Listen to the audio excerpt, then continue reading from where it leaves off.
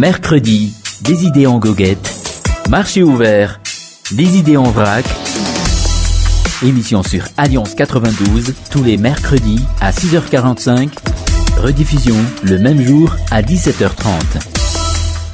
Les temps sont durs.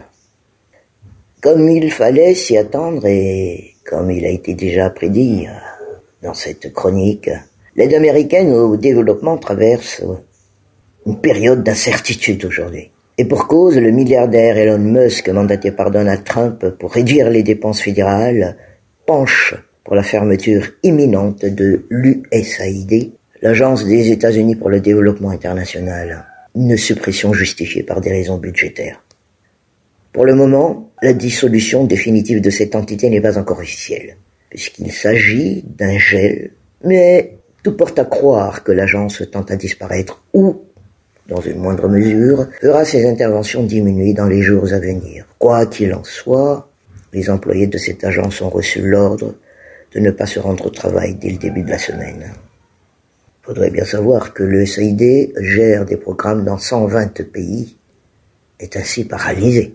Mais il faut savoir que des milliers d'organisations, notamment en Afrique, sont touchées par ce changement, en particulier celles travaillant dans le domaine de la santé, de l'éducation, des droits de l'homme, de la lutte contre le paludisme et de la planification familiale. Et pour comprendre l'ampleur de l'intervention de l'USAID dans le pays, il suffit de jeter un coup d'œil à son site web. Alors en illustration, il est indiqué que près de 1,2 million de personnes ont été protégées du paludisme grâce à la pulvérisation d'insecticides dans les foyers. En 2020, 464 195 enfants de moins de 5 ans ont bénéficié de soins nutritionnels essentiels la même année. 10 des 35 centres de santé ruraux ont déjà été électrifiés et 144 000 personnes auront accès à de meilleurs soins.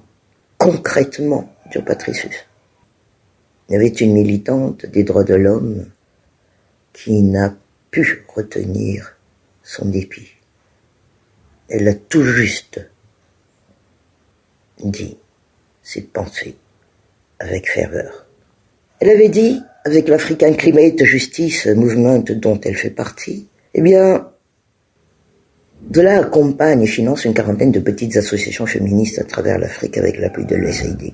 Et des femmes se battent donc contre les violences, contre l'injustice, contre le ravage de climat ou les projets destructeurs de ressources naturelles. Et puis aujourd'hui, voilà, on leur coupe l'herbe sous les pieds. Comme à Madagascar, une association, dont elle fait d'ailleurs partie, lutte contre les discriminations, subit la même claque. Et des financements qui permettent d'aider les plus vulnérables, de créer des opportunités, de faire avancer les droits. Et puis tout ça balayé en un claquement de doigts, sans aucune considération pour les vies qu'on sacrifie. Là, c'est mots.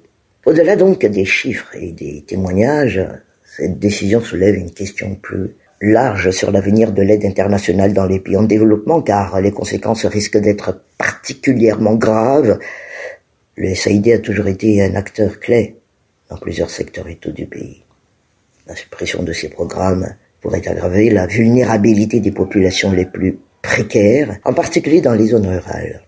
Puis par ailleurs, des projets en cours, comme l'amélioration de l'accès à l'eau potable et le soutien aux agriculteurs, sont ainsi menacés. Sans alternative rapide, cette situation pourrait freiner les efforts de développement et accentuer la dépendance du pays à d'autres bailleurs de fonds tout en mettant en péril des avancées durement acquises ces dernières années. Mercredi, des idées en goguette. Marché ouvert, des idées en vrac. Émission sur Alliance 92, tous les mercredis à 6h45. Rediffusion le même jour à 17h30.